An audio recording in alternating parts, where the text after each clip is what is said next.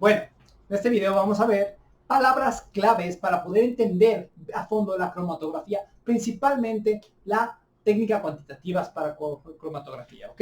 Entonces, la primera va a ser cromatograma. Cromatograma es la representación gráfica de nuestra corrida cromatográfica. Entonces, ¿qué significa el cromatograma? Es la representación en papel o en una pantalla que nos denota cómo se llevó a cabo la retención. Es en la parte de la izquierda, el eje de las va a ser el factor de respuesta. Esto va a depender mucho del equipo de respuesta que tengamos. Hay que entender que el detector en un cromatógrafo no es siempre el mismo. Puede haber muchísimos diferentes, pero cada uno da una señal de respuesta específica y eso es lo que vamos a tener en el eje de las Y. El eje de las X va a ser tiempo. ¿Por qué? Porque lo que estamos viendo es en cuánto tiempo empezó a absorber y terminó de absorber, en caso de que pues sea un espectrofotómetro de absorción, ¿ok? Entonces, segundo, tiempo de retención. El tiempo de retención es el tiempo para que la muestra alcance el detector, pero no es en cuanto empieza a detectarse la muestra, sino en el punto máximo de detección de la muestra. Vamos a ver en la siguiente parte del video una gráfica o un pequeño dibujo para poder denotar bien estas cosas. Segundo, tiempo muerto. El tiempo muerto es el tiempo que pasa de que empezamos la corrida cromatográfica a que nuestro solvente o nuestro soluto inerte, que en este caso es la fase móvil, empieza a ser detectada por nuestro detector. Entonces realmente lo que tarda la fase móvil en empezar a salir. Después, tiempo de retención corregido es simplemente una fórmula, es nuestro tiempo de retención menos nuestro tiempo muerto, que nos dice realmente cuánto tardó de que empiece a salir el solvente a que el soluto que nos interese o el primer soluto empiece a salir. Anchura de pico, como lo dice, ¿no? La anchura de pico la vamos a anotar con una W. Bueno, aquí están TR para tiempo de retención, TM para tiempo muerto, TR prima, tiempo de retención corregido, y la W es la anchura del pico. Donde empieza a leerse es el tiempo que donde empieza a ser detectada nuestra sustancia a el tiempo en el que deja de ser detectada la sustancia. Eso va a ser nuestra anchura de pico. Se puede tomar en la base, donde va a ser W, o se puede tomar a media altura. O sea, imagínense un pico a la mitad de la altura, empezamos ahí vemos nuestra anchura de pico y eso se va a llamar W un medio. Entonces, vamos a ver ahorita un pequeño dibujo de un cromatograma para poder explicar mejor estas partes. Bueno, como les dije, un dibujo mal hecho, no soy un gran dibujante, pero esto sería un cromatograma. Aquí decimos que está la señal y aquí vamos a tener tiempo y esto son lo que indicamos. Vamos a ver un pequeño pico que no siempre aparece, hay que tener muy en cuenta esto, pero que muchas veces lo vamos a ver, qué significa, dónde empieza a llegar, o sea, cuándo empieza a ser detectado nuestro solvente, o sea, nuestra fase móvil. Y eso lo vamos a llamar tiempo muerto.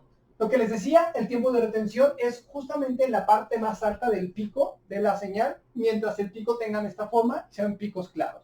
Y después vamos a tener las anchuras. Ok, el ancho de pico, si se fijan, lo que haces es extenderlo de esta manera e ignorar un poco estas curvas que se hacen generalmente al inicio de los picos, porque realmente estaríamos sobrevalorando el ancho de pico. La idea es generar un triángulo para poder sacar el área de pico de una manera cómoda. Este es el ancho de pico a la mitad de altura. ¿Ok? Ahora vamos a ver principalmente la resolución. La resolución va a ser uno de los parámetros más importantes en un cromatograma o en cromatografía. ¿Qué significa resolución? Es la separación entre pico y pico.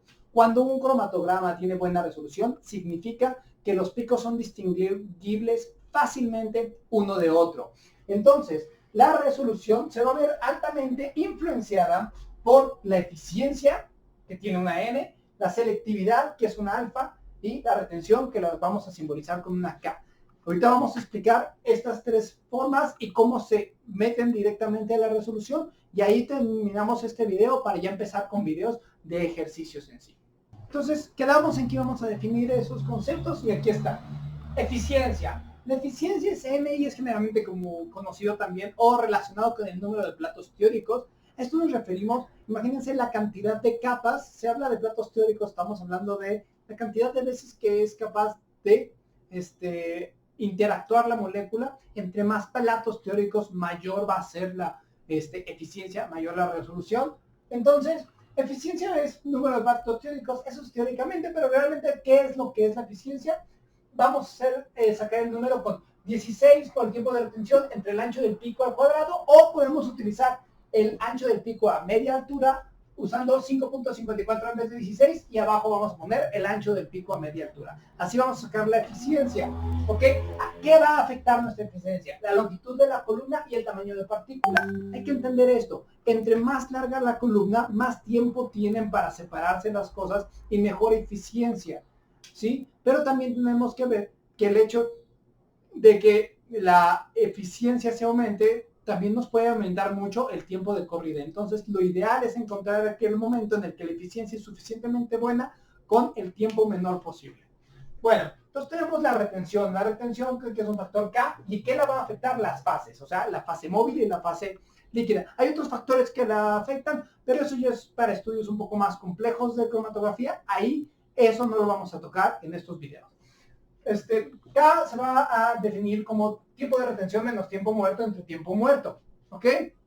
Entonces, el K o la retención únicamente la podemos tomar en cuenta. K es realmente un factor de retención, solamente lo podemos tomar en cuenta cuando el tiempo muerto es detectable. Si no es detectable, lo tomamos como el tiempo de retención, ¿ok? Selectividad. La selectividad, que viene denotada como una alfa, es afectada por las fases, fase móvil, fase estacionaria, y por la temperatura. ¿Y cómo se va a definir?